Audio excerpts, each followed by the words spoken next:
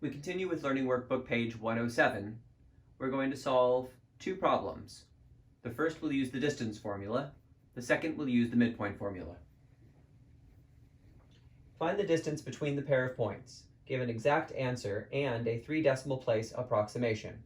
The first point is 0, negative 3 square root of 6, and the second point is square root of 3, 0. The first thing you always want to do when working with the distance formula is label your points. Which one is going to be point 1 and which one is going to be point 2. Now these are both ordered pairs. They both have an x and a y, an x and a y. But in order to tell them apart, we're going to call this one point 1 and give the subscripts 1 to both of these x and y's. And this one we're going to call point 2 and give a subscript 2 to this x and this y. Now we can plug into our distance formula. The distance formula says d equals the square root of x2 minus x1 all in parentheses squared plus y2 minus y1 all in parentheses squared. We're now going to substitute 4 values into our formula. Here we go. x2 is the square root of 3. This minus is part of the distance formula. x1 is 0. y2 is 0.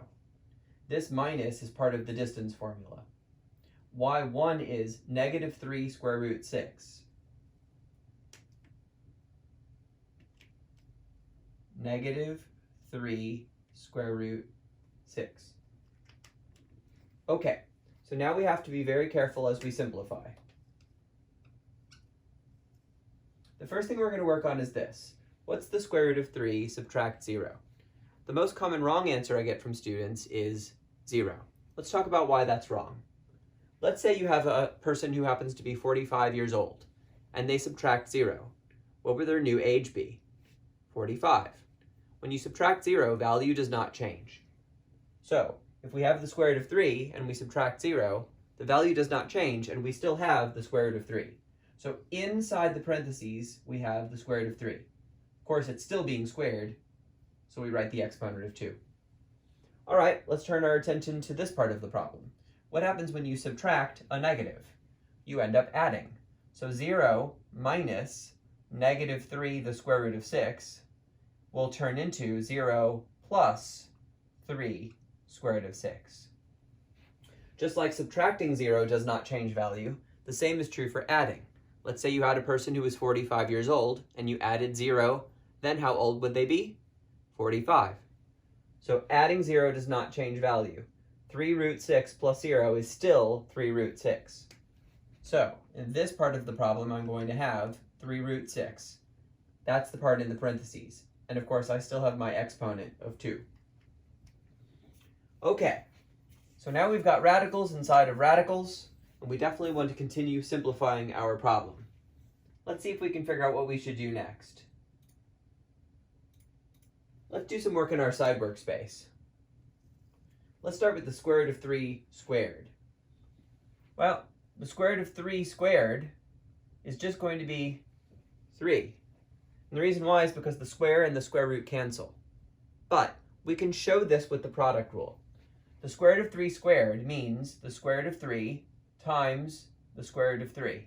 These are both square roots. They can be combined into a single radical. 3 times 3, of course, is 9, and the square root of 9 is 3. So this shows that when you square a square root, the square and the square root cancel, and you're left with the original item that you had underneath. This part of our problem is just a 3. All right, how about over here? Can this square and this square root be canceled? The answer is no. Let's learn why. An exponent tells you how many times to multiply a base by itself. So this would be equal to 3 times the square root of 6 times another 3 times the square root of 6. Everything here is being multiplied. The 3, the first square root of 6, the 3, the second square root of 6. So I can write it like this. And multiplication is commutative. It can be done in any order. So I can write it like this. Now, 3 times 3 is 9, and anything times itself we say is being squared. Using our shortcut rule that we learned a moment ago, if the square root of 3 squared is 3, then the square root of 6 squared must be 6, and so we get 54.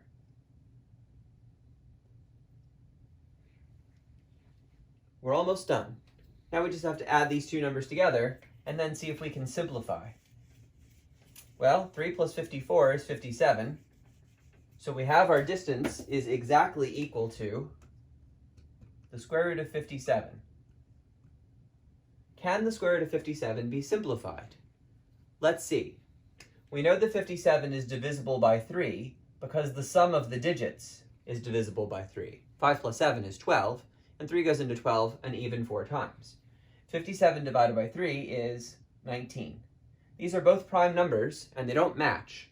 What that means is, even if we broke this number down into a 3 and a 19, we wouldn't be able to use that to simplify our radical further. They would simply recombine again and come back to being a 57. This is our exact answer to the problem.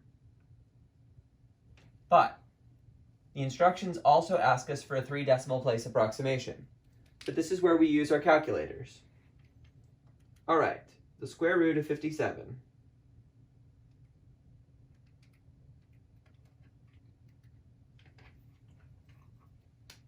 We're rounding to 3 decimal places. We get 7.550. And of course, trailing zeros are not required, so we get D is approximately 7.55.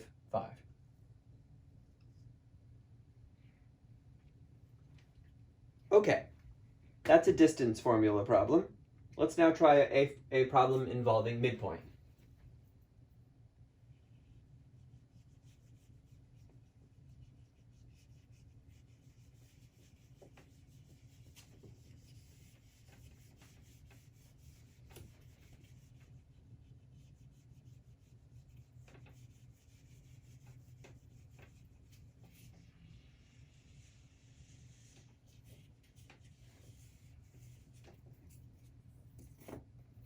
All right, here we go.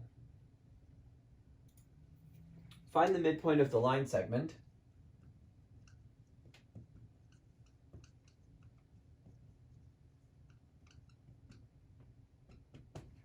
And they give us the endpoints, -7/5,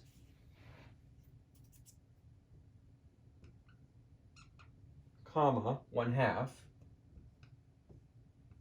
and 8/5, 5/2.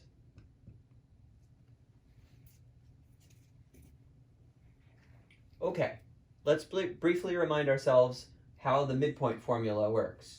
We know that we have to average the two x coordinates, and we have to average the two y coordinates.